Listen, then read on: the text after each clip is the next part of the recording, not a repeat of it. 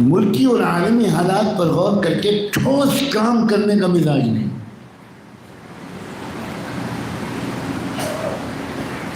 پوری دنیا اس وقت بے چین ہے۔ دنیا نے تجربہ کیا بہت، جنگ عظیم سے پہلے، جنگ عظیم کے بعد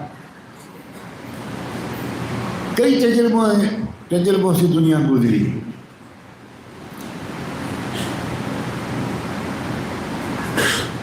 دنیا نے محسوس کیا کہ محنت ساری غریب اور مزدور کرتا ہے اور دولت ساری چند سرمایہ داروں کے ہاتھ میں جاتی ہے۔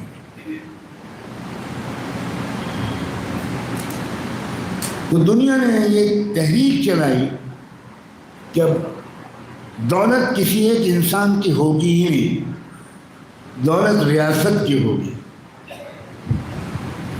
آپ چاہے 10 لاکھ کمائیں، چاہے 1 کروڑ کمائیں، آپ ایک پیسے کے لیے مالک نہیں ہیں، مالک حکومت ہے۔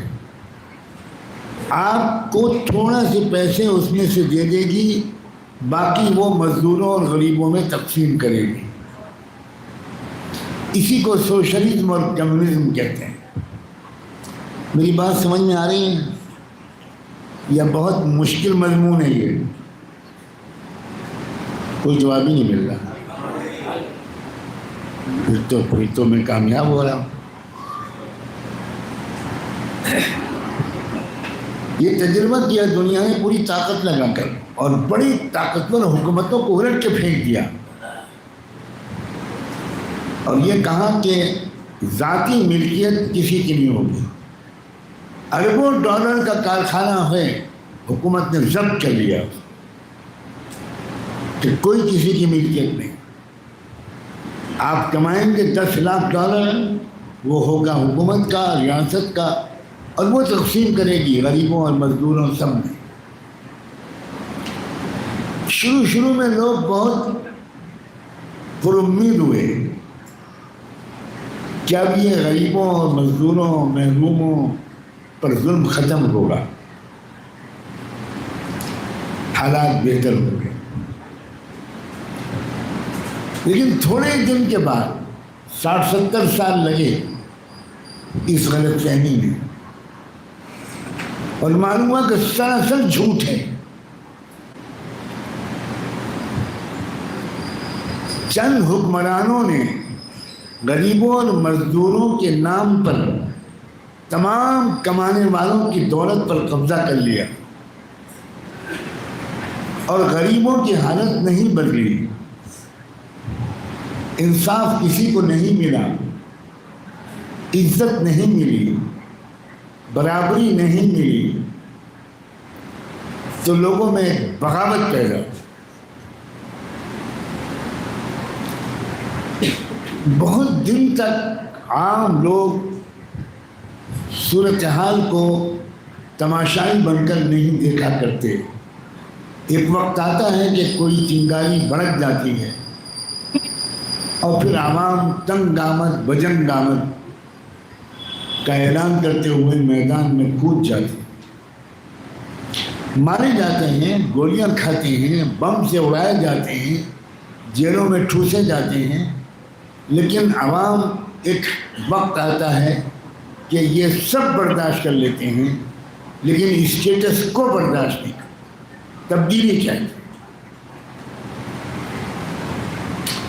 اس تبدیلی کے چاہنے کے وقت میں اللہ کے واسطے میری بات کو غور سے سنیے گا۔ میں اپنے ڈاکٹر کو ناراض کر کے اپنی صحت کے بارے میں بڑا خطرہ مول لے کر آیا۔ سخت ناراض ہوئے ڈاکٹر جب انہیں پتہ چلا کہ میں اس طرح کا ہنگامی سفر کر رہا ہوں کہ صبح اتروں گا اور رات کو واپس چلے جاؤں۔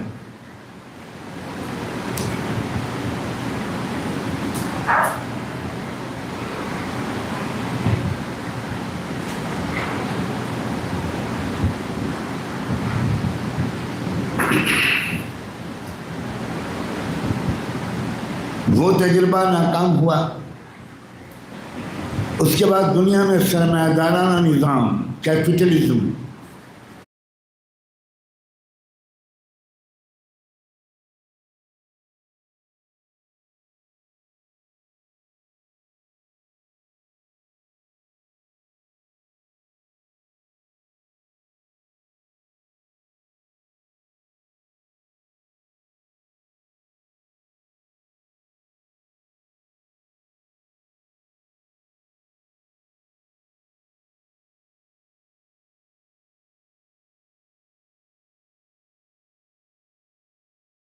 وہ پھر واپس آیا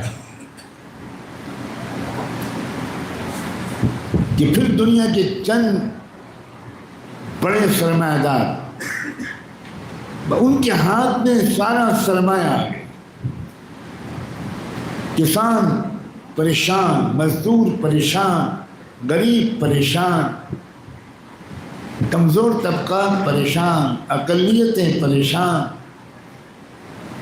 ہر طرف ایک غیر بے اطمینانی کی فضا۔ شروع میں جب یہ نظام آیا اور وہ نظام بدلا تو پھر لوگوں کو امید ہوئی کہ بھئی اب تو کھلی چھوٹ ہے، جتنا کماؤ تمہارا ہی ہوگا۔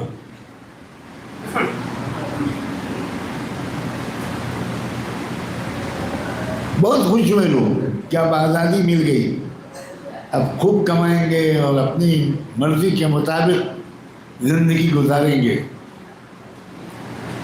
لیکن جب 10 20 30 40 سال ہو گئے، لوگ ذرا پڑھ لکھ گئے، تھوڑے واقف ہوئے، تب پتہ چلا کہ مختلف قسم کے ٹیکسز کے ذریعے ہماری کمائی پر کچھ لوگ قبضہ کر رہے ہیں، کما ہم رہے ہیں، عیش کوئی اور کر رہا ہے۔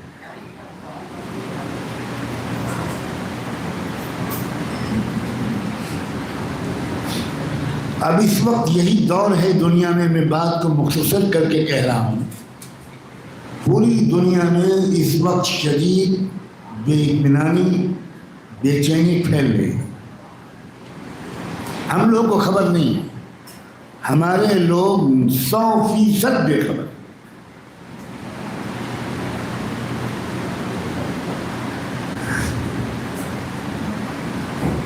روس میں بے چینی، امریکہ میں بے چینی، لیٹن امریکہ میں بے چینی، جنوبی امریکہ میں بے چینی، ویتنام میں بے چینی، فلپائن میں بے چینی، ملیشیا انڈونیشیا میں بے چینی، عرب ملکوں میں بے چینی، مصر میں بے چینی، شام میں بے چینی، سعودیہ میں بے چینی۔ ڈنڈے کے زور سے لوگوں کو چپ رکھا جا رہا ہے، ایک عام بے اطمینانی ہے، اور لوگ کوئی اور نظام ڈھونڈ رہے ہیں۔ اسلام کے بارے میں جو کتابیں لکھی گئی ہیں دنیا کی زبانوں میں، ہم مولویوں کو پتہ نہیں ہے، مسلمان ان کتابوں کو 10% بھی نہیں پڑھتے، اور غیر مسلم ان کتابوں کو اس دور میں 40% پڑھ رہے ہیں، تلاش کر رہے ہیں۔ انگریزی میں جو قرآن کی تفسیریں اور ترجمے اس وقت چھپے ہوئے ہیں انڈیا پاکستان میں یا یورپ امریکہ میں،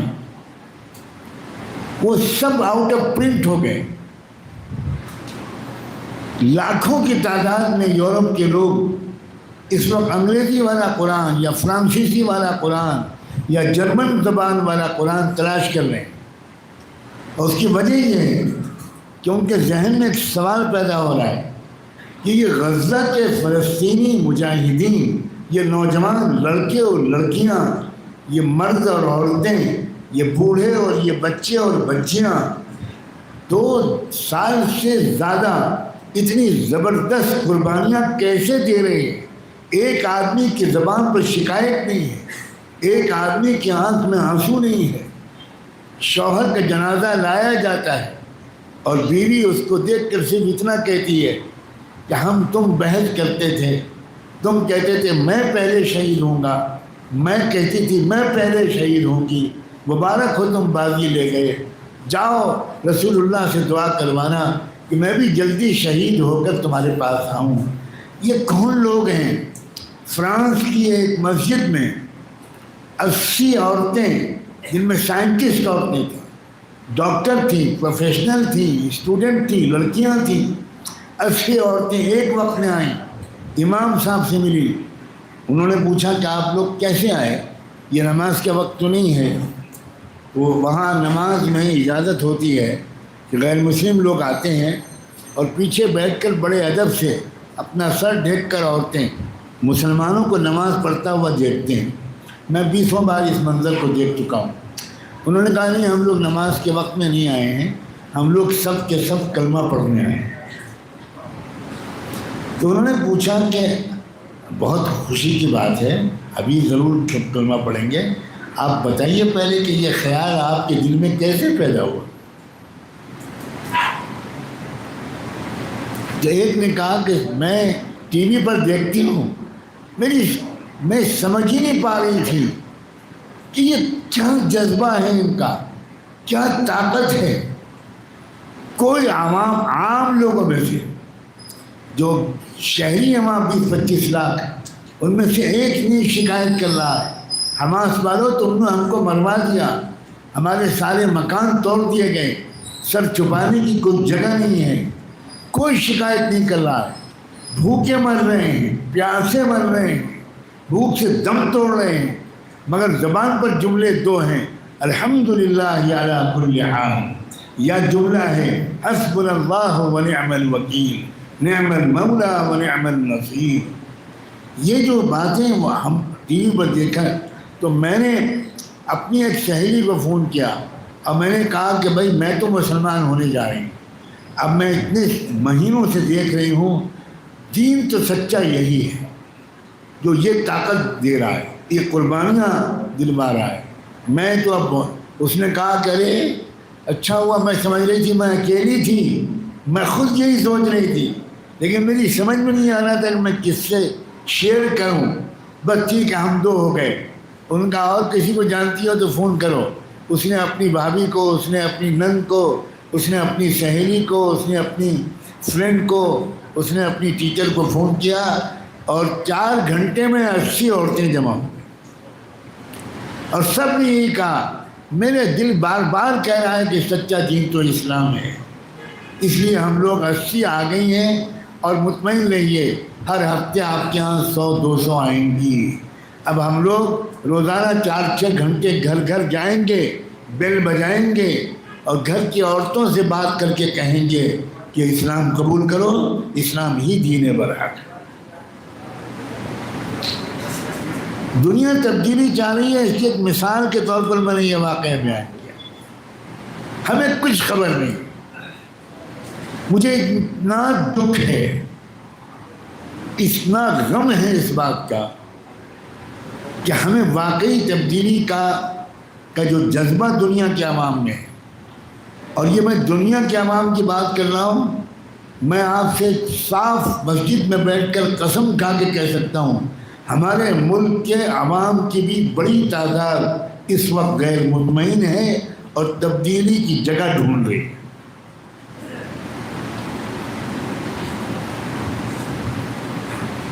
لیکن ہم بالکل دنیا سے کٹ گئے. خدا جانے یہ ہم نے کس سے سیکھا. کیا شیخ الہند جن کا ہم نام لیتے ہیں وہ دنیا سے کٹے ہوئے تھے؟ کیا حضرت نانوتوی جن کا ہم نام کی روٹی کھاتے ہیں کیا وہ دنیا سے کٹے ہوئے تھے؟ کیا حضرت گنگوہی جن کو ہم بڑی عظمت سے یاد کرتے ہیں کیا وہ دنیا اور ملک کے حالات سے کٹے ہوئے تھے؟ کیا عارف باللہ حضرت شاہ عبد القادر رائے دنیا کے حالات سے کٹے ہوئے تھے؟ ہم اکابر کہتے ہیں, مگر دوستو ہمت ہو تو مجھے معاف کر دینا, اکابر کا الف بھی ہم نہیں جانتے.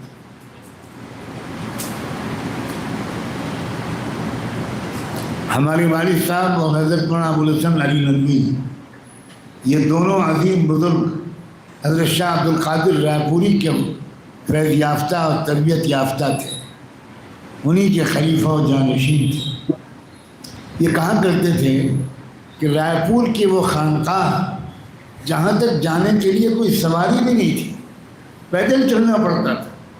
چھوٹے سے دیہات میں چھپر میں وہ خانقاہ تھی, مگر کہتے تھے یہ حضرات کہ ہم لوگ جب بھی وہاں حاضر ہوتے تھے تو ایسا محسوس ہوتا تھا کہ رائے پور کی خانقاہ میں کوئی روشن دان ہے جس سے جھانک کر یہ اللہ کا کمزور سا بوڑھا سا بیمار سا بندہ یعنی حضرت شاہ عبد القادر رائے پوری، وہ برطانیہ کی پارلیمنٹ کی تقریریں سنتے ہیں، وہ نظر رکھتے ہیں اس بات پر کہ انگریزوں کا منصوبہ اب کیا ہے، برطانیہ کا منصوبہ اب کیا ہے۔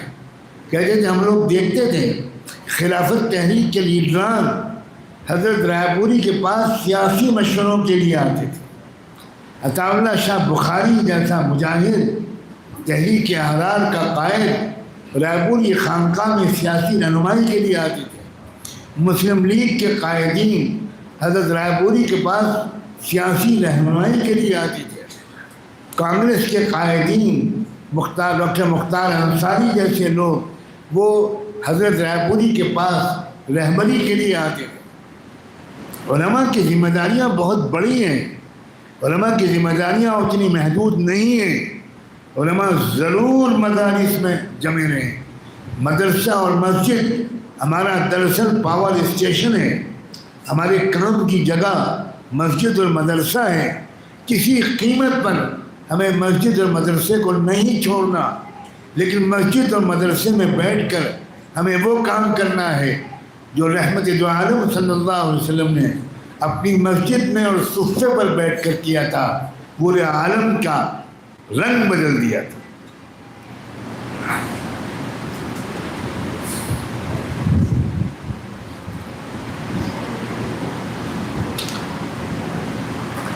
میں نے یورپ کے یونیورسٹی میں اسی مضمون کو بیان کرتے ہوئے انگریزی میں ایک لفظ بولا، جو انگریزی جانتے ہیں وہ سمجھ جائیں گے کہ the world now is pregnant، دنیا حاملہ ہے۔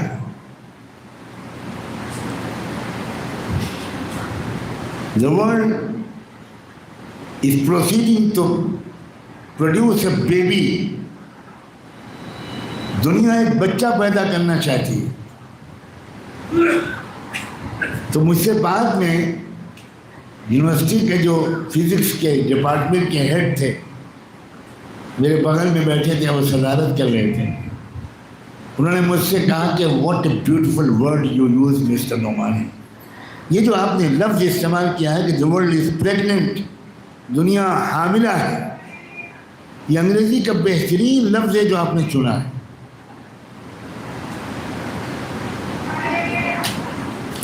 اس حاملہ کو دائی کا انتظار ہے، اس حاملہ کو لیڈی ڈاکٹر کا انتظار ہے، اور لیڈی ڈاکٹر آپس میں لڑائی میں مشغول ہے۔ کیا کہہ گیا میں آپ کو، یا تو الحمدللہ آپ سمجھے گی، یا اتنے شریف ہیں کہ معاف کر دیا ایک مسافر کو، یہ سوچ کر کے بوڑھے ہو گئے مولانا بہکی بہکی باتیں کبھی کبھی کرتے ہوں۔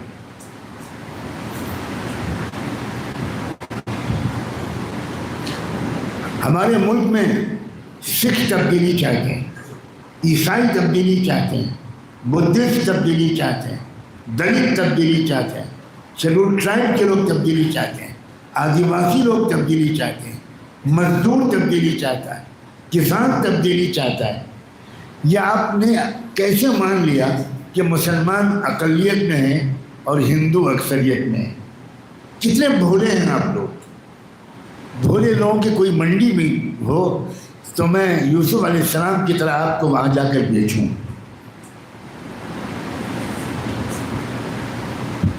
درمیان میں آپ کا موڈ زیادہ خراب نہ ہو اس لیے تھوڑا ہنساتا بھی رہتا ہوں، ویسے تو کوڑے مارتا رہتا ہوں لیکن بیچ میں چمکارتا بھی ہوں۔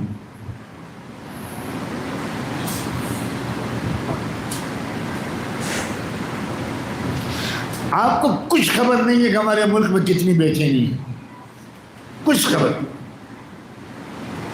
میرا رابطہ اللہ کا شکر ہے کسانوں سے بھی رہتا ہے۔ کسانوں کے آندولن میں 2 بار گیا، اور جب پہلی بار پنجاب میں کسانوں کے آندولن میں گیا اور وہاں خبر پہنچی تو میں حیران رہ گیا کہ کسانوں کے آندولن کے لیڈروں نے 5 نہنگ سکھوں کو پورے ہتھیاروں کے ساتھ 3 کلومیٹر پیدل بھیجا میرے استقبال کے لیے،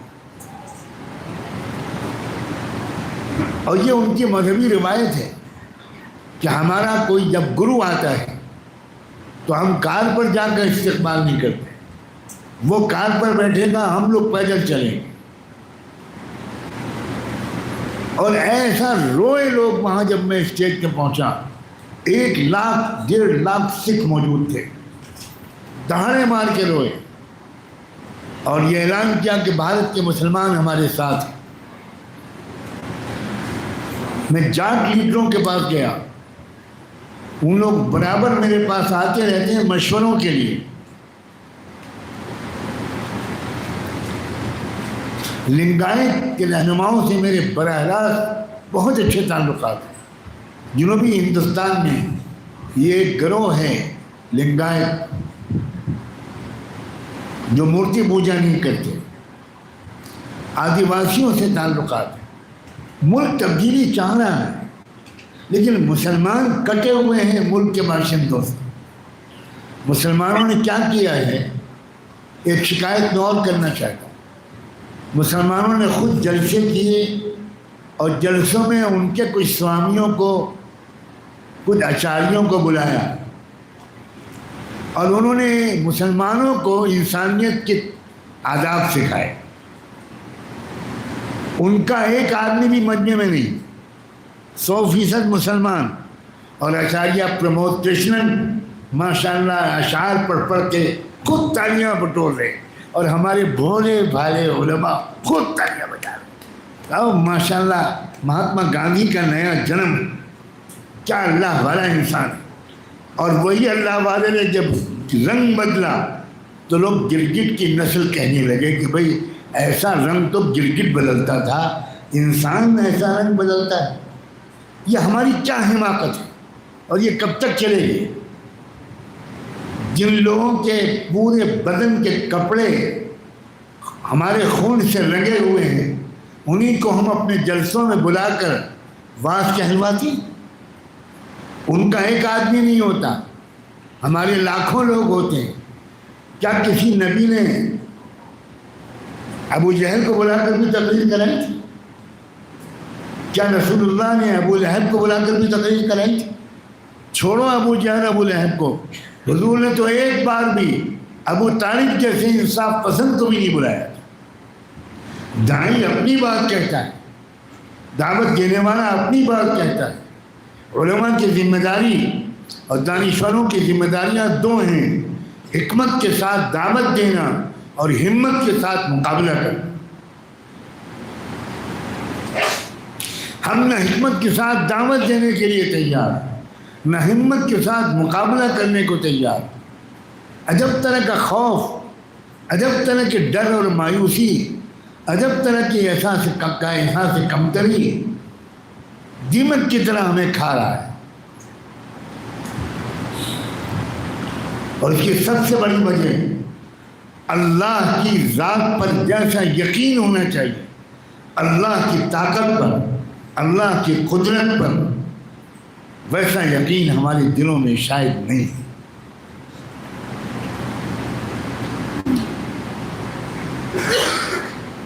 ہم RSS سے ڈرتے ہیں، ہم BJP سے ڈرتے ہیں، ہم گجرات کی پارٹی سے ڈرتے ہیں.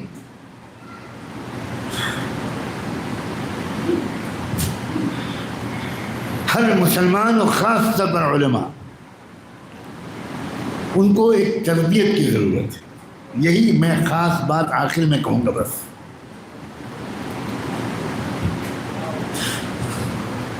دیکھیے ایک کمی آ گئی ہمارے اندر. اللہ کے واسطے مجھے کہنے کی اجازت دے دیجیے اور اسے قبول کر لیجیے. یہ بتائیے، اچھا میں آپ سے پوچھتا ہوں، کیا ان سوالات کو لے کر آپ ملک میں مختلف حضرات کے پاس سفر کرنے کے عادی ہیں؟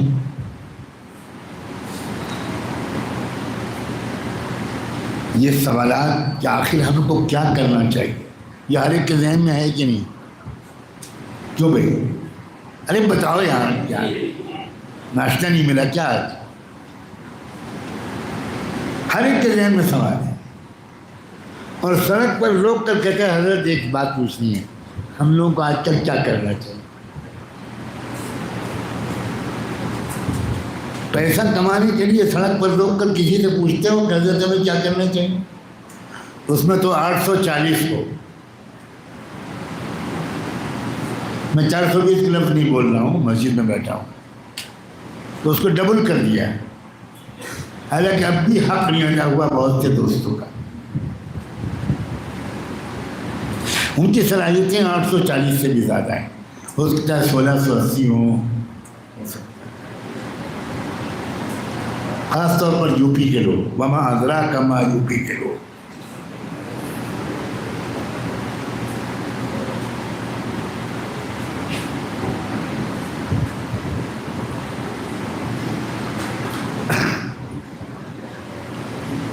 مجھے حیرت ہے، واقعی مجھے بہت حیرت کہ یہ سوال لے کر ہم کیوں نہیں جاتے ان لوگوں کے پاس جن سے امید کی جا سکتی ہے کہ وہ ہم کو تشفی بخش جواب دیں، جو دن رات میدان عمل میں ہیں، حکمت کے ساتھ بھی اور ہمت کے ساتھ للکار رہے ہیں، مقابلے کی ہمت قوم کے اندر پیدا کر رہے ہیں. لیکن ہم خاص طور پر شمالی ہند کے لوگ، مجھے نظر ہی نہیں آتا کہ وہ سفر کر کے کہیں جاتے ہوں یہ معلوم کرنے کے لیے کہ موجودہ حالات میں قرآن و سنت کی روشنی میں، عقل و دانش کی روشنی میں ہمیں کیا کرنا چاہیے.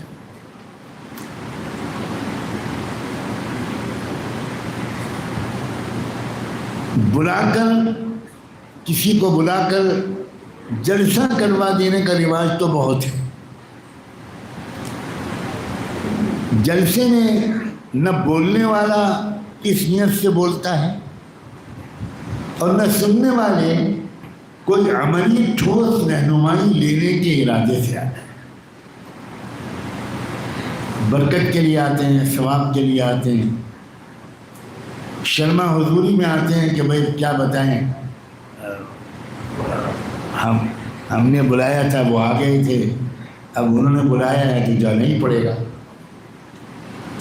کچھ لوگ ایسی جگہ بیٹھتے ہیں جہاں وہ اپنی نیند پوری کر لیں.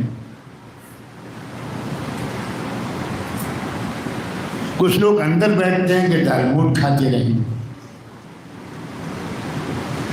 کچھ لوگ بار بار گھڑی دیکھتے رہتے ہیں کہ بھائی حضرت کب چھٹی دیں گے، بیگم گھر پہ انتظار کر رہی ہے، کل بہت غصہ ہو گئی تھی، بڑی مشکل سے ٹھنڈا کیا تھا. یہ کیا مردگی ہے.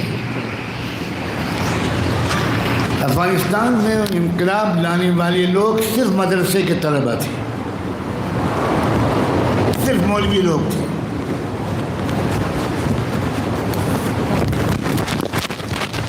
40 سال مقابلہ کیا ہوں اور دنیا کی تمام بڑی طاقتوں نے اپنا زور آزمایا ہوا اور سب اپنی اپنی قبریں بنوا کر دم دبا کر چپل جوتے چھوڑ کے وہاں سے بھاگے. یہ ہوتے ہیں علماء.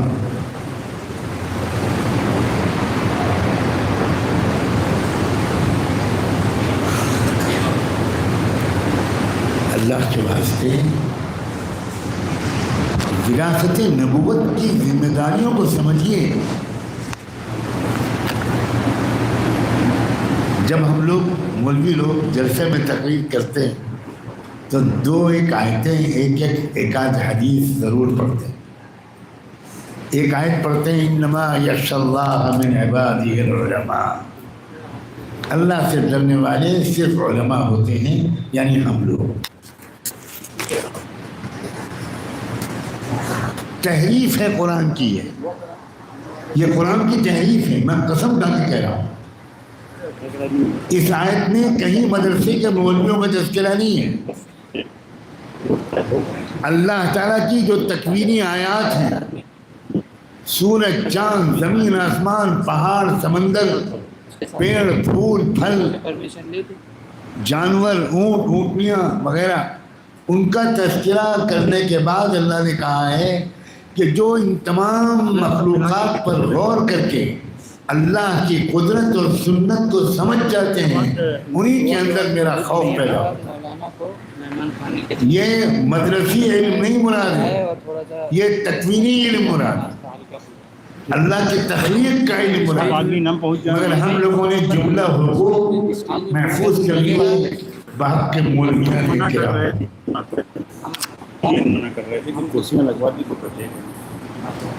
کیا کر رہے ہیں؟ ابھی تو ہاتھ ملانے دوسرے حدیث پڑھتے ہیں ہم لوگ، العلماء ورثۃ الانبیاء، یعنی ہم لوگ، دور رکھیے گا سب۔ ہم انبیاء کے وارث ہیں، ہم کو ہدیہ دو، ہم کو عقیقے میں بلاؤ، ولیمے میں بلاؤ، سنت ابراہیمی میں بلاؤ، ایک وقت میں 4 نکاح پڑھواؤ، بہت اچھی فیس دو، ہم علماء نبیوں کے وارث ہیں۔ نبیوں نے کیا چھوڑا؟ درہم و دینار چھوڑے تھے سرکار دو عالم۔ ہم نبیوں کے درد کے وارث ہیں، ہم نبیوں کے خون پسینہ بہانے کے وارث ہیں، ہم نبیوں کے پیٹ پر بنے ہوئے پتھروں کے وارث ہیں، ہم نبیوں کے گھر کے ٹھنڈے چولہے کے وارث ہیں۔ یہ وراثت ہم کو یاد ہی۔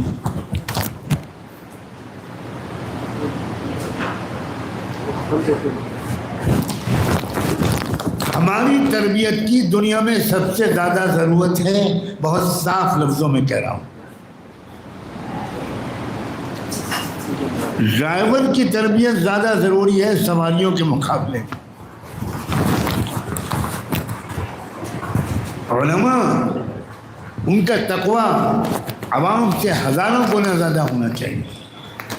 میں ہاتھ جوڑ کر ادب و احترام کے ساتھ کہتا ہوں، ہمارے عام لوگ، doctors, engineers, lawyers, students, boys and girls, یہ لوگ اگر حدود شریعت پر بھی عمل کر لیں تو انشاءاللہ کافی ہے، لیکن علماء کے لیے مزاج شریعت پر عمل کرنا ضروری ہوگا، حدود شریعت پر عمل کرنا کافی نہیں۔ حدود شریعت فتوے کا نام ہے اور مزاج شریعت تقوی کا نام۔ ہمیں تقوی کے ساتھ چلنا ہوگا، نگاہوں پر قابو، کان پر قابو، زبان پر قابو، اوقات پر قابو، 1 منٹ ہمارا ضائع نہ ہو، روزانہ تازہ مطالعہ ہو، قرآن میں تدبر ہو، قرآن پر غور ہو۔ قرآن مجید ایک رہنمائی کی زندہ کتاب ہے، لیکن میں علماء سے پوچھتا ہوں اور جواب دے دیجیے گا تو احسان ہوگا، کیا ہم اپنے بھائیوں اور بہنوں کی اور عام انسانی بھائیوں اور بہنوں کی رہبری قرآن کی روشنی میں ایک زندہ رہنمائی کی کتاب کی حیثیت سے کر پا رہے ہیں؟ بہت کم لوگ جواب دے رہے ہیں۔ ہم نے قرآن کی تفسیر میں یہ پڑھا ہے، اگر پڑھی ہے تو سب سے کم مدرسوں میں کیا پڑھایا جاتا ہے؟ ڈر رہے ہو؟ میں آگے بولوں گا نہیں تک جواب نہیں ملے گا۔ سب سے کم کیا پڑھایا جاتا ہے؟ قرآن۔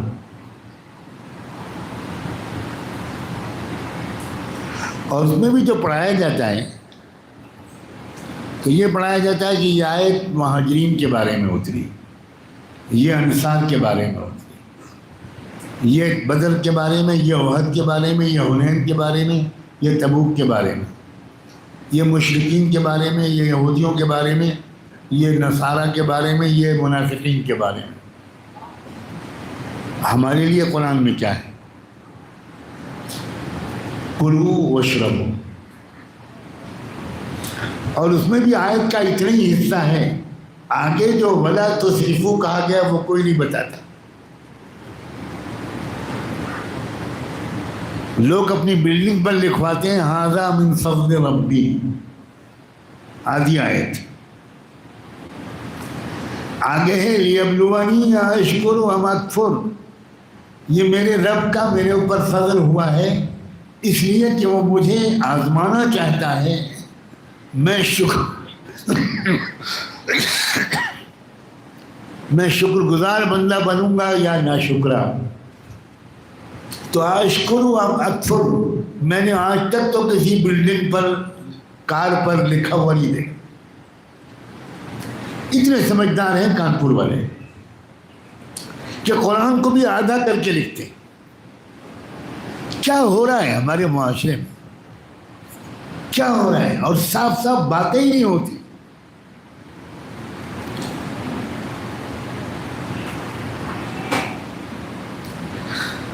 قرآن مجید حضرات علماء کرام کی خدمت میں عرض کر رہا ہوں، اتنی تازہ کتاب ہے کہ آج تاریخ ہے 28 ستمبر سن 2025. آج کی تاریخ میں دنیا کے ہر کچے پکے گھر میں ہر انسان کے ساتھ، چاہے وہ تاجر ہو، انجینئر ہو، عالم ہو، مولوی ہو، مدرس ہو، ٹیچر ہو، پروفیسر ہو، مسلمان ہو، غیر مسلم ہو، حاکم ہو، محکوم ہو، جج ہو، وکیل ہو، کچھ ہو، ہر کچے پکے گھر میں ہر انسان کے ساتھ آج جو مسئلہ پیش آیا ہے، رب کعبہ کی قسم قرآن مجید میں اس کا تذکرہ اور حل موجود ہے. اتنی زندہ کتاب ہے قرآن. مگر ہم نے قرآن کو دے دیا جماعت اسلامی کو،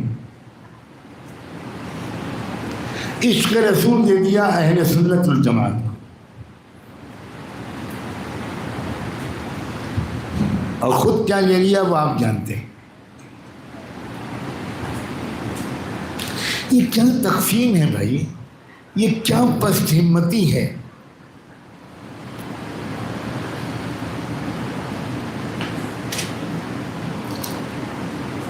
ہم نے اچھے اچھے بوڑھوں کو بھاگ بھاگ کر اپنے بڑوں کے پاس جاتا ہوا دیکھا ہے. مسلسل میری پیدائش لکھنؤ میں جس مکان میں ہوئی، اس مکان کی خوش نصیبی تھی، چھوٹا سا مکان تھا 1.5 کمرے کا. تو مکان کے اندر رہتے تھے ہمارے حضرت والد ماجد رحمۃ اللہ علیہ، حضرت مولانا محمد منظور نعمانی، اور مکان کے باہر کے کمرے میں رہتے تھے حضرت مولانا سید ابو الحسن علی ندوی. یہ آفتاب و مہتاب ایک ساتھ رہتے تھے، اور یہ 20 سال ایک ساتھ رہے، ناشتہ کھانا سب ساتھ. تو میں وہیں پیدا ہوا، تو کبھی اندر کبھی باہر، کبھی اندر کبھی باہر. اور میں عاجز ہوں اپنے رب کا شکر ادا کرنے کی کہ ان دونوں کی وہ محبت بچپن سے، بالکل دودھ پیتے زمانے سے میرے دل و دماغ میں میری ماں نے ایسی بٹھا دی کہ مجھے پھر پلٹ کر کسی دنیا کے بڑے سے بڑے آدمی سے کوئی مروبیت نہیں، کوئی مروبیت نہیں. میں اس ملک کے کئی وزرائے اعظم سے ملا، نرسمہا راؤ سے ملاقات ہوئی، اٹل بہاری واجپئی سے ملاقات ہوئی، اڈوانی سے ملاقات ہوئی، وشوناتھ پرتاپ سنگھ سے ملاقات ہوئی، اور پتہ نہیں کس کس سے ہوئی. مجھے کبھی بھی کوئی مروبیت نہیں ہوئی. ایک لطیفہ سناؤں، تھوڑے پھر ہنس لیجیے. ہمارے حضرت والد صاحب چائے کا بہت اعلیٰ ذوق رکھتے تھے، بہت عمدہ چائے پیتے تھے. اور یہ چائے جو آپ لوگ پیتے ہیں، جو شاندار ملی ہوئی چائے، دودھ اور چائے ملا کر اوٹائی جاتی ہے، یہ تو شمشیا اور زہر کی بیٹی ہے. وہ چائے پیتے تھے دم والی، الگ الگ والی، بہت نفیس چائے پیتے.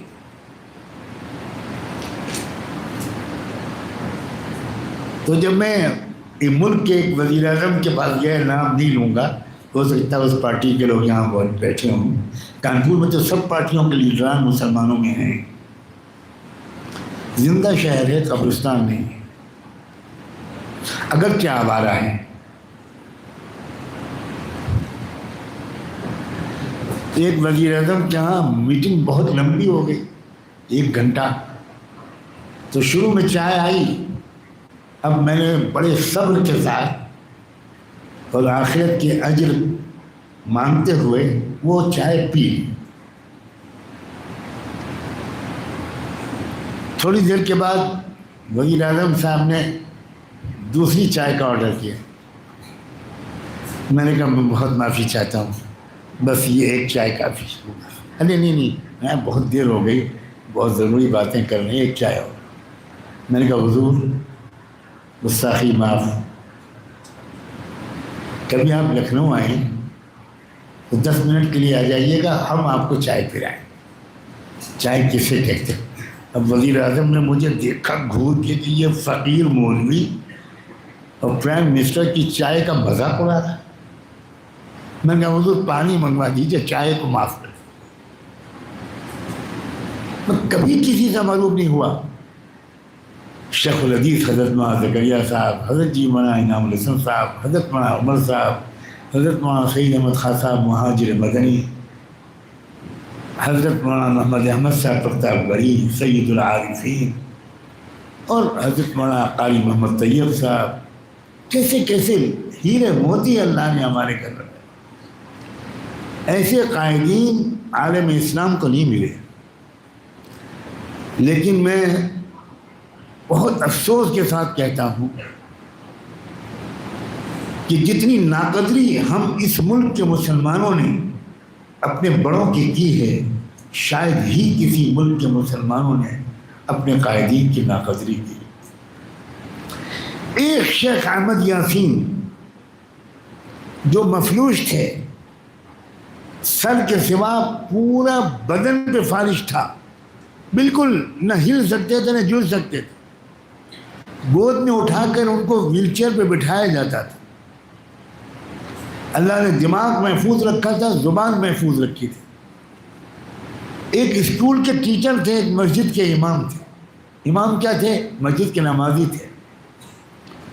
لیکن قدر دیکھو, وہ اس علاقے کے نوجوانوں کو جوڑتے تھے, پیار کرتے تھے, ان کو اسلام سمجھاتے تھے, ہمت دلاتے تھے.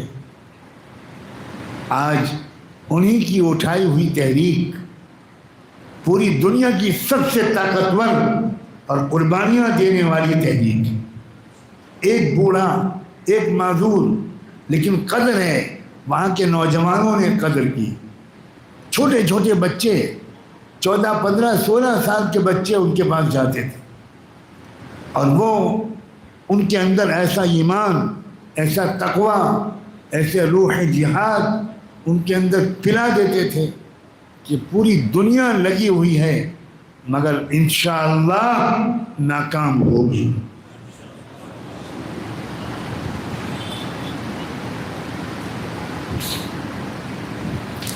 ان لوگوں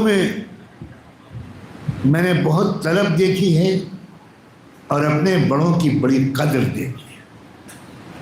میں آپ سے یہی گزارش کر کے اجازت لوں گا, خدا کے واسطے اس بے طلبی کو دور کیجیے.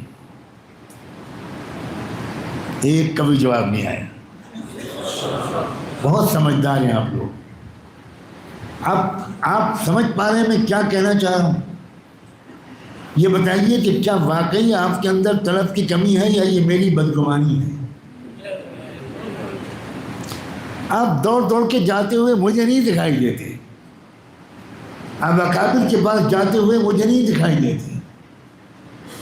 آپ مربیوں, بزرگوں, امت کے لیے دن رات کرنے اور رونے والوں کے پاس قرآن و حدیث کی روشنی میں امت کے نوجوان بچوں اور بچیوں کی تربیت کرنے والوں کے پاس نہیں جاتے ہوئے دکھائی دیتے. ہاں, سلام المسافر, اس میں تو ماشاءاللہ آپ بہت آگے ہیں. اس میں نمبر 1 پر کشمیر والے ہیں. وہاں میں نے اردو ادب میں ایک نیا اضافہ کیا کہ اگر کوئی محبت کی دہشت گردی دیکھنا چاہے تو کشمیر جائے.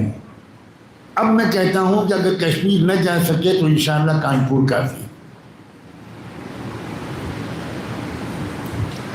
ایک ہوتا ہے زنا بالجبر, ایک ہوتا ہے مصافحہ بالجبر. زنا بالجبر کی سزا تو علماء کو معلوم ہے, مصافحے کی مسافہ بالجبر کی سزا میں جامع العلوم کے مفتی کے پاس چھوڑ کے جاتا ہوں یہ استفتاء کہ مسافہ بالجبر کی کیا سزا ہے، کیا اہمیت ہے مسافے کی؟ مسافہ محبت بڑھانے کے لیے ہوتا ہے، تکلیف دینے کے لیے نہیں ہوتا۔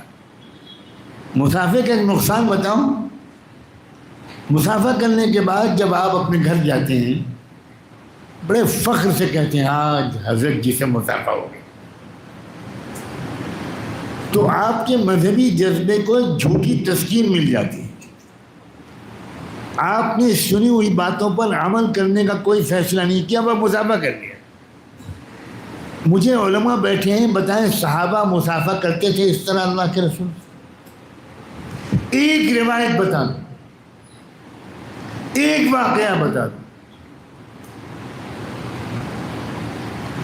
یہ بالکل غلط انداز ہے اور علماء اس کی اصلاح نہیں کر رہے ہیں۔ ہمیں بھی تو مزہ آتا ہے جب آپ ہم سے جھک کے مسافہ کرتے ہیں، ہمیں معلوم ہوتا ہے کہ ہم شیخ الاسلام ہیں، ہم بڑے بزرگ ہیں، ہم قطب الاقطاب ہیں، ہم کتب الاقطاب ہیں۔ چاہیے سمعنا و اطعنا، یہ صحابہ کا مزاج تھا، جو بات سنی زندگی میں اتاری۔ کبھی صحابہ نے حضور کو مسافر کی تکلیف نہیں دی، کبھی نہیں۔ پہلی ملاقات میں مسافہ ہوتا تھا، مجلس سے اٹھتے وقت کوئی مسافہ نہیں ہوتا تھا، اور وہ بھی جب صحابہ دیکھتے تھے کہ یہ مسافے کا وقت ہے، کر سکتے ہیں، تب ہاتھ بڑھاتے تھے۔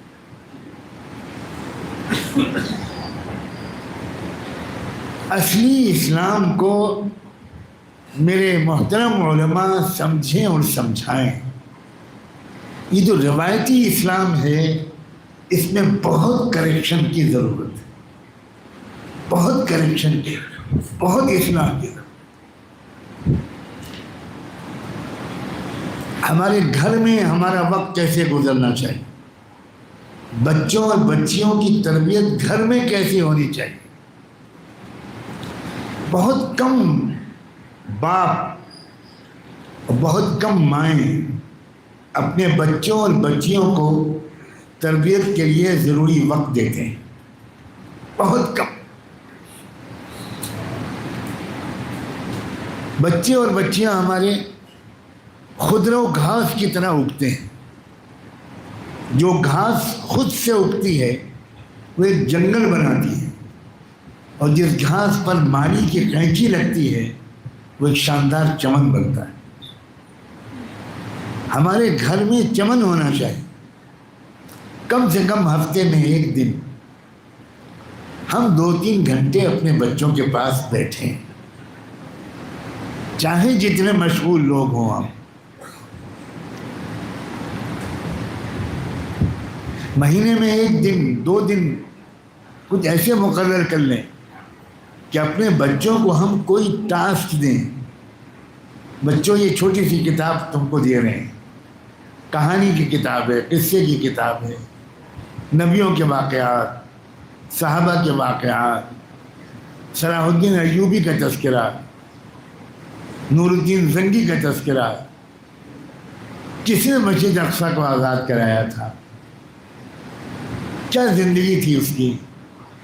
بچوں کے دلوں میں بلند تمنائیں بچپن سے پیدا ہونی چاہیے۔ ہمارے یہاں بالکل نل ہے، بالکل زیرو ہے۔ اور رحمت دو عالم صلی اللہ علیہ وآلہ وسلم سے محبت کا اظہار کسی کو چڑھانے کے لیے نہیں ہونا چاہیے۔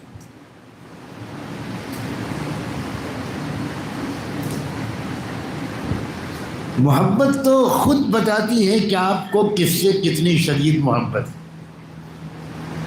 آپ اپنے دیواروں پر پوسٹر لگاتے ہیں کہ آئی لو مائی وائف، مجھے اپنی بیوی سے بہت محبت ہے۔ وہ تو آپ کی گھر کی آبادی بتا رہی ہے کتنی محبت ہے۔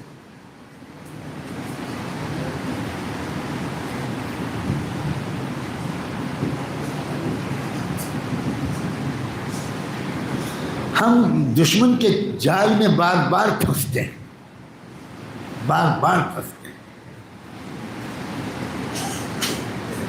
اگر سمجھداروں کی صحبت ہوتی ہے، سمجھداروں کے پاس بیٹھنا ہوتا ہے، تو بڑی قیمتی باتیں مفت میں مل جاتی ہیں۔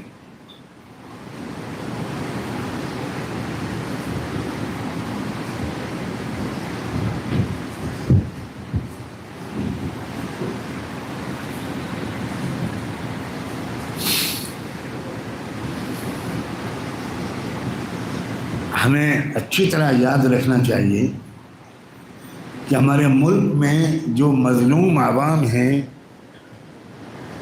ان کی اکثریت ہے، اور میں آن ریکارڈ ڈنکے کی چوٹ پر کہہ رہا ہوں، ظالم عوام کی اقلیت ہے۔ میں نے پہلے ہی گنایا، ملک کی اکثریت اس وقت ظلم کو پسند نہیں کر رہے۔ بہترین موقع ہے اس وقت ملک میں تبدیلی لانے کا۔ ہمیں کوئی غصہ دلائے اور ہم غصے میں آ جائیں تو وہ کامیاب ہو گیا اور ہم ناکام۔ ہمیں کوئی غصہ دلائے اور ہم غصے میں نہ آئیں تو پھر وہ ناکام ہو گیا اور ہم کامیاب۔ سیدنا صدیق اکبر بیٹھے ہوئے تھے سرور کائنات رحمت دو عالم صلی اللہ علیہ وآلہ وسلم کے پاس۔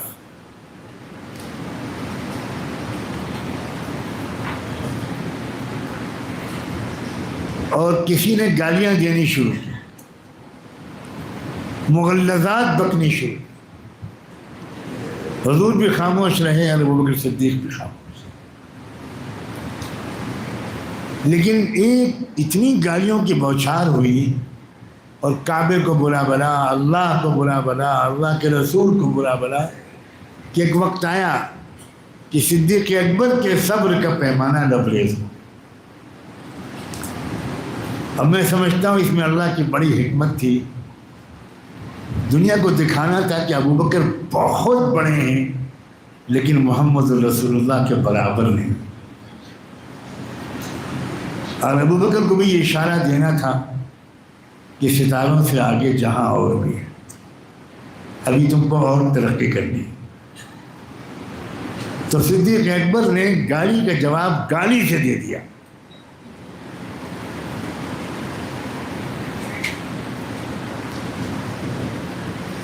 اللہ کے رسول نے کیا تبصرہ کیا؟ بھائی آپ لوگ اگر بات کرنا چاہتے ہیں تو باہر چلے جائیں، یہ جو پیچھے بیٹھے باتیں کر رہے ہیں تو ان تک پیغام پہنچائیے۔ اگر آپ لوگ بات کر رہے ہیں تو باہر جائیے، یہ سخت توہین ہے۔ آپ لوگوں سے کہہ رہا ہوں جو کرسی پہ بیٹھے ہوئے ہیں، کوئی بھی میڈیا والے غور سے سنیے بات کو، کیا رپورٹنگ کریں گے اگر آپ جب سنیں گے نہیں، میں اس کی اجازت کسی کو نہیں دیا تھا، بالکل غلط بات۔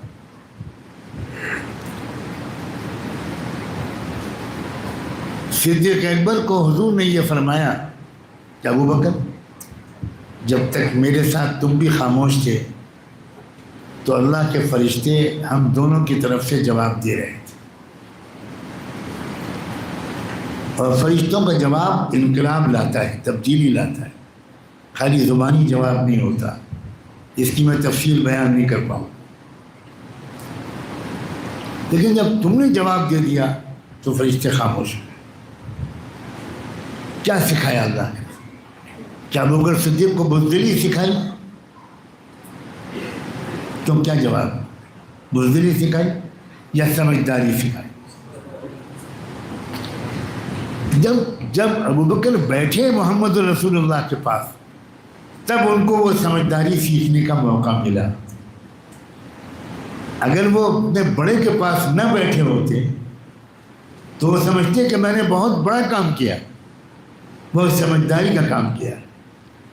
تو خدا کے بندو اپنے بڑوں کے پاس بیٹھنے کی عادت ڈالو، سال میں 1-2 بار سفر کرنے کی عادت ڈالو۔ کوئی ٹرین خالی نہیں ہے، سیٹ نہیں ملتی، کوئی بس خالی نہیں ہے، کوئی فلائٹ خالی نہیں. لوگ اپنے دنیاوی اغراض کے لیے سفر کر رہے ہیں، مگر کبھی کوشش کیجیے کہ اسٹیشن پر جائیے چھٹی کے دن اور ٹرینوں پر نظر ڈالیے، کسی ایک ایسے بندے کو تلاش کیجیے جو اپنی تربیت کے لیے کسی سمجھدار کے پاس جا رہا ہو. نہیں ملے گا. میں دیندار بننے کی بات نہیں کہہ رہا ہوں، میں سمجھدار بننے کی بات. جو دیندار سمجھدار نہ ہو وہ بہت نقصان دہ ہو جاتا ہے. الرحمن علم القرآن. حضرت مولانا الیاس والی جو بات شروع میں نقل کی تھی وہی آخر میں پھر یاد دلاتا ہوں. وہ کہا کرتے تھے علم جو ہے وہ حال کے امر کو جاننا ہے. اس وقت اللہ کی مجھ سے منشا کیا ہے، اس وقت اللہ تعالیٰ مجھ سے کیا چاہتے ہیں.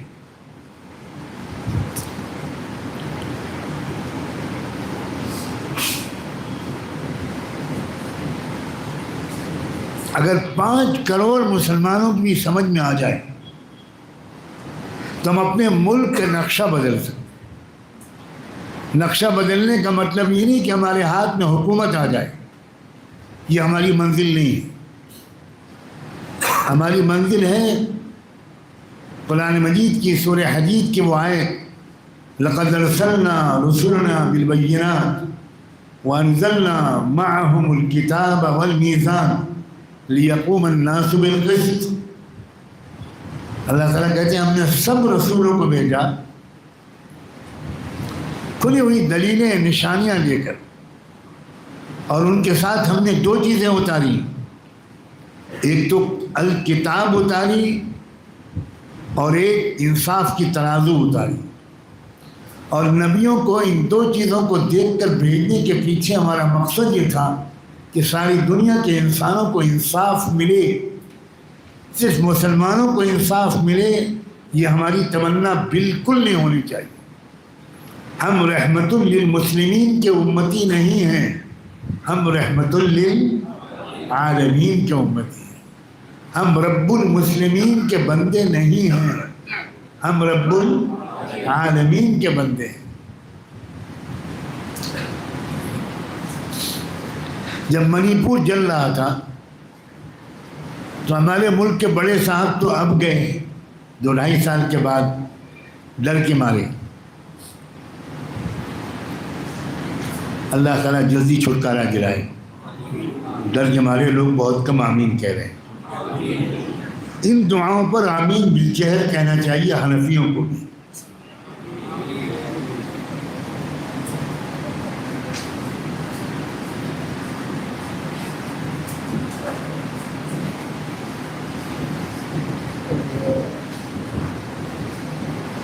جب ان پڑھ لوگ حکمراں ہوں گے تو کیا ہوگا؟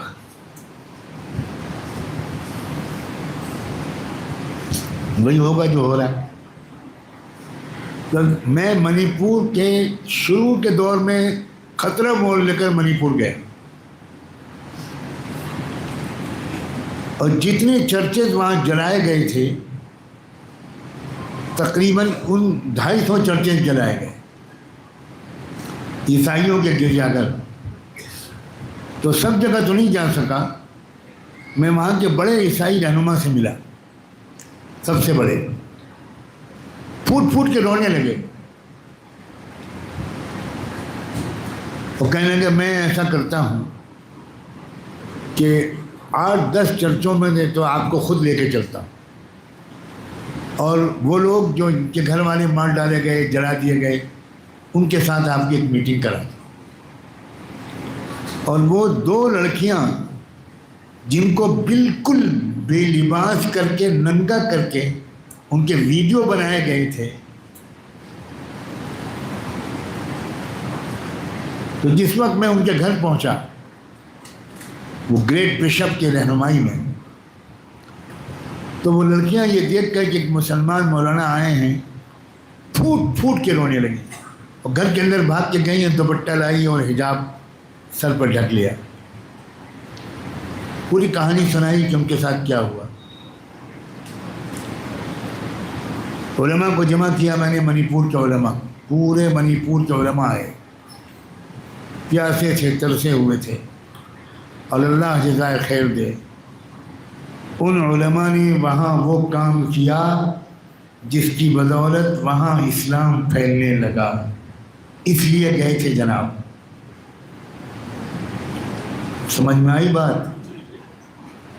جناب جو تشریف لے گئے تھے وہ اس لیے گئے تھے کہ نفرت کی آگ پھر سے بھڑکائیں، ورنہ محبت فاتح عالم ہو جائے.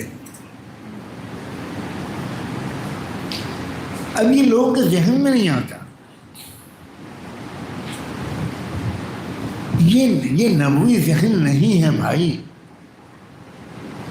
ہم وارث نبوت ہیں، اس درد کے حامل ہیں. ہماری ذمہ داری ہے کہ اس ملک میں مہنگائی نہ بڑھے، اس ملک کے مزدوروں پر وہ ظلم نہ ہو، اس ملک کے کسانوں پر وہ ظلم نہ ہو، اس ملک کے سکھوں اور عیسائیوں پر بھی وہ ظلم نہ ہو، اس ملک کی عورتیں اتنی غیر محفوظ نہ رہیں، اس ملک کے نوجوان غلط راستے پر نہ چلیں، اور مسلمان معاشرہ ایک نمونے کا معاشرہ بن کر اس ملک کے سامنے چمکے، اخلاق کے لحاظ سے، ایمانداری کے لحاظ سے، وقت کی پابندی کے لحاظ سے، وعدہ پورا کرنے کے لحاظ سے، ڈسپلن کے لحاظ سے. میں آپ سب لوگوں سے گزارش کرتا ہوں کہ دیکھیے تبدیلی میں دیر کیوں ہو رہی ہے. تبدیلی کی شدید خواہش ابھر رہی ہے، اس کے باوجود دیر اس لیے ہو رہی ہے کہ کوئی ماڈل سامنے نہیں ہے، کوئی نمونہ سامنے نہیں. آخر غور کیجیے، رحمت دو عالم صلی اللہ علیہ وسلم جب تک 40 سال کے نہیں ہو گئے تب تک اللہ نے ان کو نبوت نہیں دی. حالانکہ آنکھوں کے سامنے شرک ہوتا رہا، مورتی پوجا ہوتی رہی، زنا ہوتا رہا، شراب پی جاتی رہی، جھوٹ بولا جاتا رہا، غلاموں باغیوں پر ظلم ہوتا رہا. لیکن ایک خداوندی سسٹم ہے کہ معاشرے میں تبدیلی کی تمنا اور آرزو ذرا پک جائے، لوگ ذرا فٹ اپ ہو جائیں، لوگ ذرا تنگ آ جائیں، لوگ سمجھنے لگیں کہ بھائی اس قائد کے پیچھے چلیں گے تو ہماری دنیا بھی سنورے گی اور بعد والی دنیا بھی سنورے گی. تو یہ جو وقت ہوتا ہے جب کہ لوگوں میں تبدیلی کی آرزو ہوتی ہے، ان کی سمجھ میں نہیں آتا کہ تبدیلی لائیں کیسے. وہ مختلف تجربے کرتے ہیں لیکن کامیاب نہیں ہو پاتے.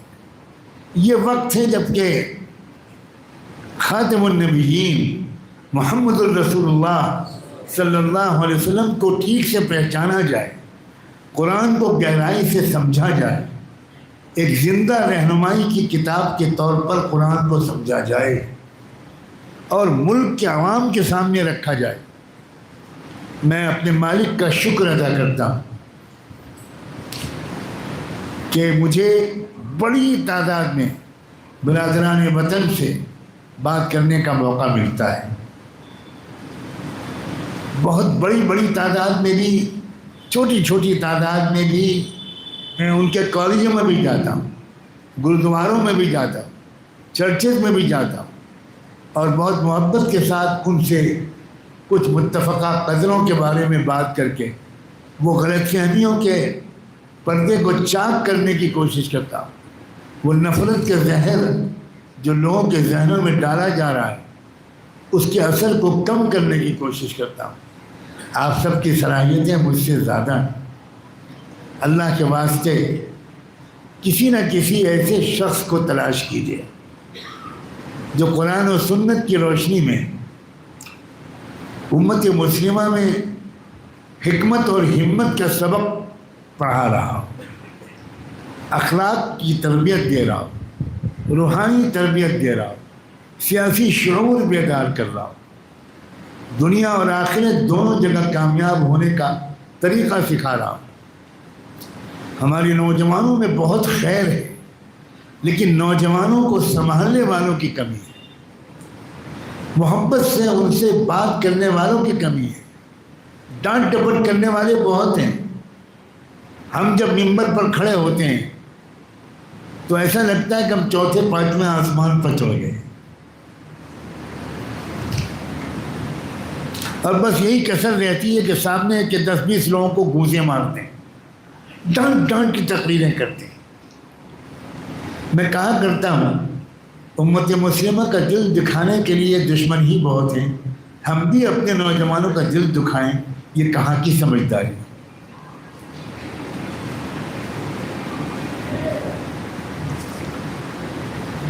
جب یہ مسجد کی تاریخ بیان کی جا رہی تھی تو حکیم الامت حضرت تھانوی کا تذکرہ آیا، ایک بات مجھے یاد آ گئی، اجازت ہے پورا کر دوں؟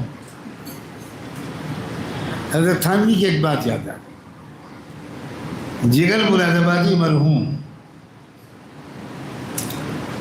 کانپور سے بہت زیادہ دور وہ جگہ نہیں ہے، زندگی عجیب طریقے سے گزری، بہت شراب پیتے تھے، مستقل نشے میں رہتے تھے۔ پھر ایک وقت آیا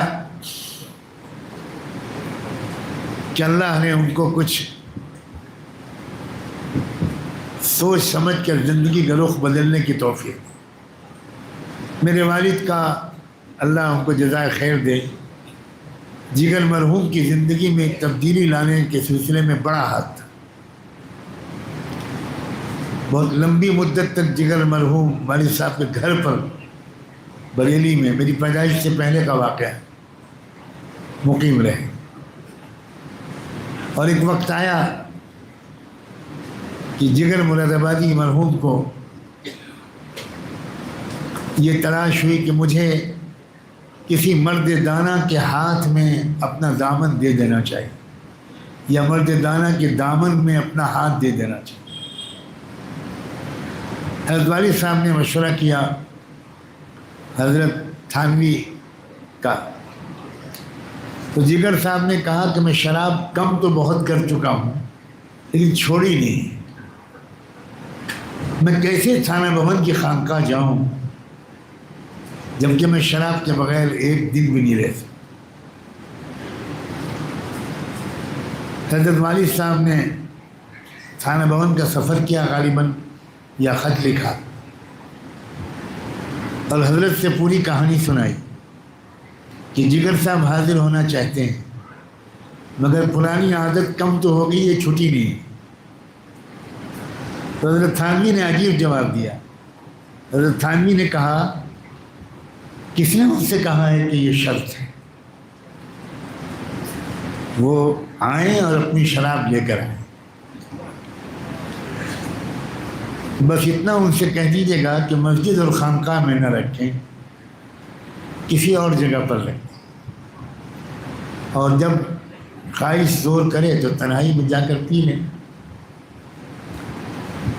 والد صاحب نے یہی جواب دیا تو جگر صاحب نے کہا بس مجھے لے چلی۔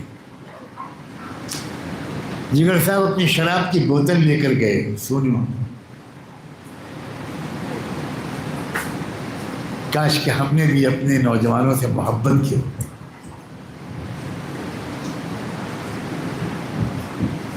وہاں جا کے سمجھ میں نہیں آیا کہ اس کو رکھے کہاں، ایک ہی جگہ سمجھ میں آئی، بیت الخلا، ٹوائلٹ، اور وہاں کہیں کونے میں چھپائی جائے۔ ادھر رات میں حضرت تھانوی نے دعائیں مانگی ہوں گی کہ اللہ آپ کا بندہ آ گیا، میرے پاس تو نہیں آیا ہے، وہ آپ کے پاس آنا چاہتا ہے، کھینچ لیجئے اس کو، بلا لیجئے اس کو۔ جگر صاحب صبح کو اٹھے اور جب فارغ ہونے گئے تو پہلا کام یہ کیا کہ وہ شراب کی بوتل کو توڑ کے وہیں پھینک دی۔ نہا دھو کر کپڑے بدل کر والد صاحب سے کہا، مولانا میں شراب کی بوتل چھوڑ کے آ گیا، توڑ کے آ گیا۔ حضرت کے پاس اس جرم کے ساتھ نہیں جانا چاہتا، لیکن مجھے حضرت کے سامنے نہ بٹھائیے گا، ان کو تکلیف ہوگی میرے جیسے گندے آدمی کو دیکھ کر، مجھے کسی کھمبے کے آڑ میں بٹھا دیجیے۔ والد صاحب نے ایسے ہی کیا۔ والد صاحب کو دیکھا تو حضرت نے کہا کہ مولانا مہمان کہاں ہیں؟ تو والد صاحب نے کہا کہ حضرت وہ آپ کے سامنے آنے سے کہتا ہے۔ تو انہوں نے کہا وہ میرے سامنے نہیں آنا چاہتے، میں ان کے سامنے آنا چاہتا۔ بس جگر صاحب کی چیخ نکلی، دہاڑے مار کر رو کر آ کر قدموں پر گر گئے، اور حضرت نے خلاف معمول اپنے کلیجے سے لگا لیا۔ اور پھر والد صاحب کہا کرتے تھے کہ جگر صاحب اللہ کے ولی ہو کر دنیا سے گئے۔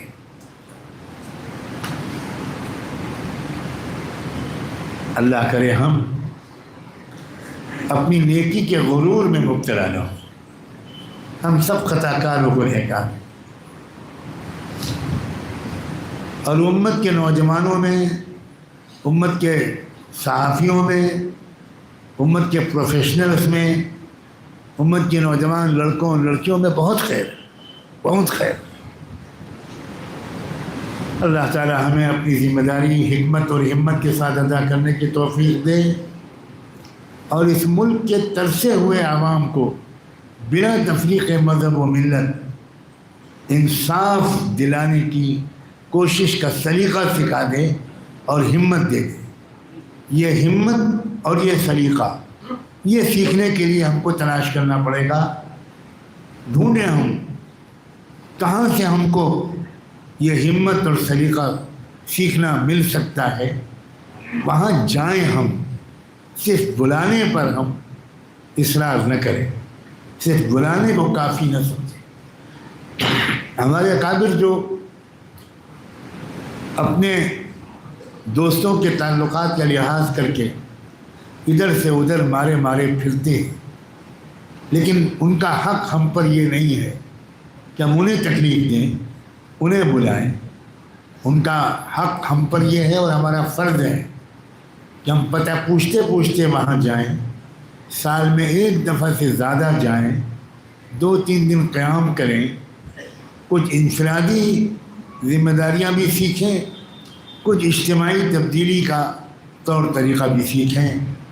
میں دل و جان سے شکر گزار ہوں ان تمام حضرات کا جنہوں نے مجھے موقع دیا کہ اتنی شاندار روحانی مجلس میں اپنا کچھ سبق دہرا سکوں، اپنی کچھ گزارشات بہت محبت اور قدر اور احترام کے ساتھ آپ کے سامنے پیش کر سکوں۔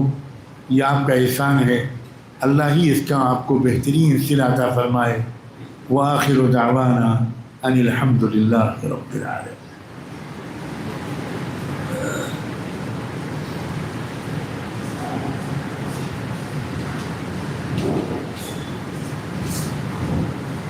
دعا درخواست دعا کوئی اعلان کرنا ہے تو کر دیں، اس کے بعد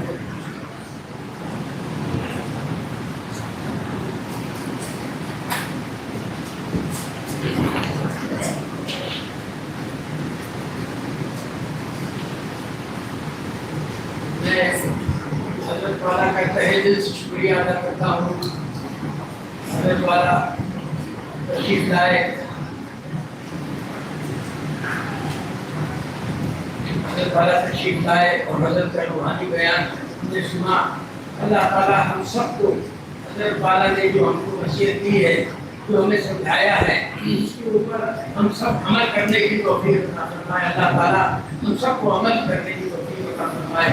حضرت کی صحت کے لیے ہم سب دعا کرتے ہیں کہ حضرت کا سایہ سب پر عرص دراز پر عافیت کے ساتھ قائم رہے، اور ہم سب حضرت کی مجلس میں بار بار اللہ تعالیٰ موقع دے کہ ہم سب کی شرکت۔ جزاکم اللہ خیر۔ آپ سب کا بھی مشکور ہوں کہ آپ نے اپنا دل نکالا اور اس روحانی مجلس میں شرکت کی۔ جزاکم اللہ۔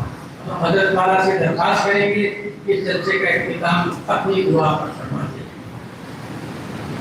حضرت دعا سے پہلے میں دو ایک گزارشات یا اعلان کرنا چاہتا ہوں۔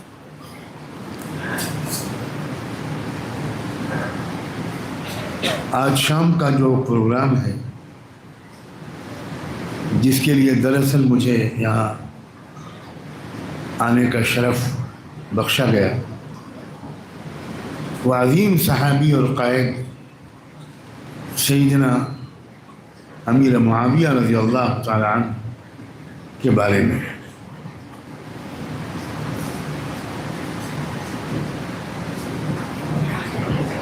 آج شام کے مقررین میں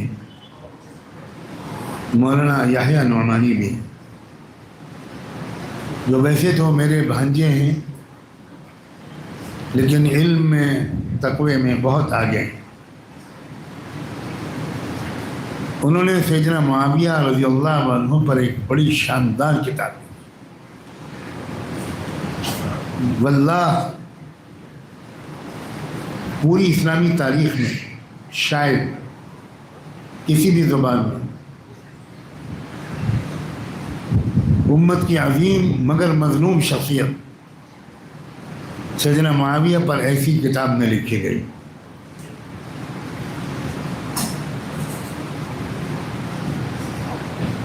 میری آپ لوگوں سے گزارش ہے کہ وہ کتاب ضرور خریدیں۔ یہاں بھی وہ لائی گئی ہے، شام کو تو بھیڑ بھاڑ شاید زیادہ ہو، تو اس وقت ہی اگر آپ اس کو حاصل کر لیں تو بہت اچھا ہوگا، آپ کے علم میں اور صحابہ کرام کے تعلق میں بہت اضافہ ہوگا، اور کوئی شبہ کسی کے ذہن میں ایک جھوٹے پروپیگنڈے کی وجہ سے اگر پیدا ہو گیا ہوگا تو اس سے ہمارا آپ کا دل صاف ہو جائے گا۔ ابھی ذکر آیا الفرقان رسالے کا، 92 سال سے یہ رسالہ نکل رہا۔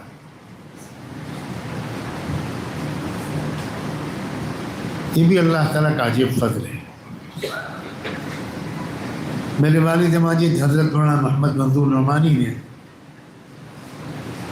الفرقان نکالنا شروع کیا تھا سن 1933-34 میں۔ پھر اس کی ذمہ داری سنبھالی میرے بڑے بھائی صاحب مولانا عتیق الرحمن سنبھلی، اور اب پچھلے 40 سال سے سن 1982 سے اس کی ذمہ داری میرے اوپر ہے، اور بڑے بڑے اہل علم و دانش کا یہ احساس ہے کہ اس کے بانی کے اخلاص کے نتیجے میں غالباً الفرقان ہر دور میں بہت زندہ رہنمائی بڑی آسان زبان میں دیتا ہے۔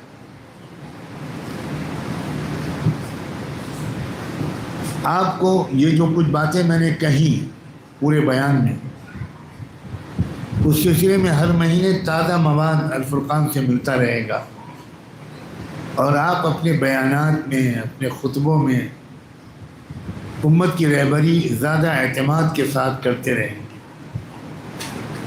اکتوبر اور نومبر کا دونوں مہینوں کا ملا کر ایک ہی شمارہ نکالا گیا ہے، بڑے اہم مضامین ہیں اس میں۔ فلسطینی شہید کی وصیت، ایک وصیت نامہ اس نے لکھا تھا، وہ بھی وصیت نامے کا ترجمہ اس میں شائع کیا گیا ہے۔ فلسطین کے تازہ ترین حالات پچھلے کئی سال سے الفرقان میں برابر آ رہے ہیں۔ حماس کے شہید قائد اسماعیل ہنیہ کی یاد میں الفرقان کا ایک خاص نمبر بھی ہم نے نکالا تھا، اور بیت المقدس اور مسئلہ فلسطین کی وضاحت کے لیے بھی ایک خاص نمبر الفرقان کا نکالا جا چکا ہے۔ امریکہ اور کینیڈا تک الفرقان جائے اور کانپور تک نہ پہنچے لکھنؤ سے نکلنے والا الفرقان، تو اس کو آپ کس چیز سے تعبیر کریں؟ گھر کی مرغی دال برابر۔ یہ جو تازہ شمارہ ہے اکتوبر نومبر کا، یہ بھی یہاں لایا گیا، قریب پریس سے چھپ کر آیا اور گرم گرم یہاں لایا گیا۔ دیکھتے ہیں کہ آپ لوگ کتنی اس کی قدر کرتے ہیں۔ اللہ تعالیٰ تمام علمی اور دینی کاوشوں کی کما حق ہو قدر کرنے کی ہمیں توفیق عطا فرمائے. دعا فرمائیے.